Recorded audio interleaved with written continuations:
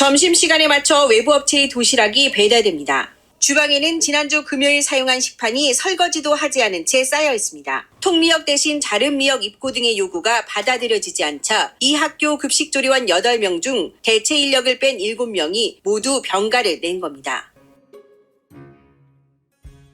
어떤 그 분쟁이 생겼을 때, 예를 들어 지금으로 말할 것 같으면 통으로 미역을 주어서 자르는 것부터 해라 라고 지시를 하는 것과 이거는 좀 과하다, 그러니까 자른 미역을 주는 것이 맞다 라는 노사 간의 갈등이 생긴 건데, 그동안에 이 사업장에서 관행은 어떻게 되어 왔었는지, 그리고 이 사업장이 아니라 비슷한 학급수의 급식 조리를 하는 다른 학교들도 상당히 많이 있으니까 다른 학교들은 이 정도 규모인 경우에 그거를 이제 통으로 제공을 하는지 잘라서 제공을 하는지 비교를 해봐야 될 것 같기는 해요. 과하다, 아니면 이 정도는 정당한 업무 지시 안에 들어가는 것 같다라는 거를 판별하기가 쉽지는 않을 것 같아요. 직업병의 기준이 정해져 있나요?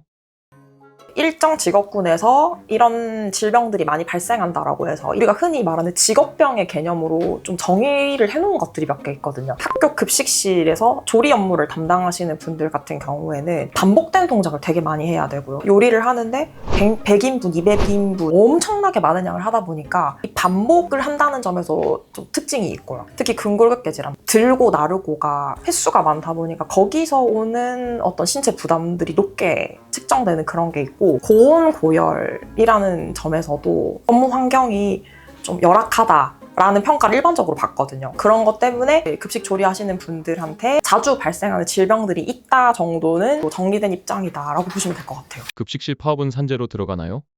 의학적으로 진단을 통해서 상병 진단을 받은 상태는 아닌 것으로 보이고, 왜냐면 그런 정황이 막 나와 있지는 않거든요. 힘든 일을 조금 시키는 것에 대해서 근로 환경이나 이런 거를 개선할 목적으로 수단으로서 병가나 이제 휴직을 사용하셨다고 보는 것이 맞을 것 같고, 산재 쪽의 문제라기보다는 노무 쪽의 문제로 넘어가는 게 맞고, 근로자들이 목적을 이렇게 관철하기 위해서 사업주들은 이제 어쨌든 사업을 운영하고 영위를 해 나가야 되는데, 그것을 저해하는 것을 이제 수단으로서 삼는 그 쟁의 행위인지 아닌지 검토하는 쪽, 그쪽 문제라고 보는 게 맞을 것 같습니다. 이렇게 파업하면 무슨 문제가 생기나요?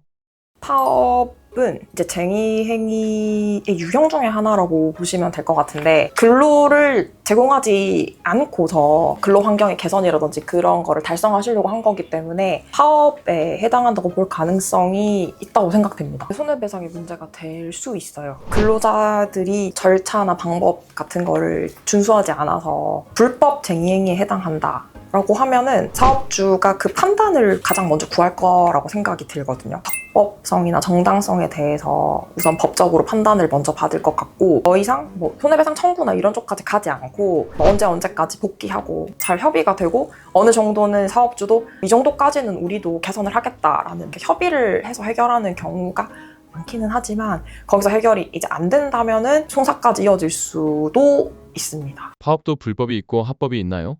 법원 입장에서는 주체라든지 목적, 방법, 절차, 확립이 좀 많이 되어 있는 그런 기준을 이제 보고서 이게 불법인지 아니면 합법인지를 판단을 할 것 같고, 다들 그냥 쟁의행위를 해버리면은 다들 그냥 해버리는 거 아니냐 해서 쟁의행위에도 요건들을 많이 마련을 해놓은 거죠. 이런 요건들을 충족해야 합법적인 쟁의행위다라고 어떻게 보면 장치가 조금 마련돼 있다고 보셔야 될 것 같아요. 파업 중에 근로자가 사망하게 되면 어떻게 되나요? 실제로 튀김하면서 나오는 연기나 굽고 찌고 할 때 이렇게 나오는 거를 많이 노출되신 분들은 실제로 폐질환을 많이 걸리시거든요. 그래서 폐질환도 급식실에서 일하시는 분들의 직업병 중에 하나로서 조금 자리를 잡았기 때문에, 그래도 다툼이 있으면 아마 소송 가서 인과관계를 입증을 한다면 그건 또 산재 승인이 되실 거거든요. 다투시다가 그 병으로 사망을 하시게 되면 가족분들이 소송 소개를 하셔야 되고, 요양급여 승인 이런 걸로 이제 신청을 하셨겠지만, 이제 그 병 때문에 돌아가신 거면 사실 유족급여를 신청하는 것으로 바뀌어야 되는 거고, 그런 경우에는 이제 소송 소개해서 쭉 소송을 하시는 수밖에 없어요. 오늘의 명언: 자른 미역이 나와도 손목은 아프다.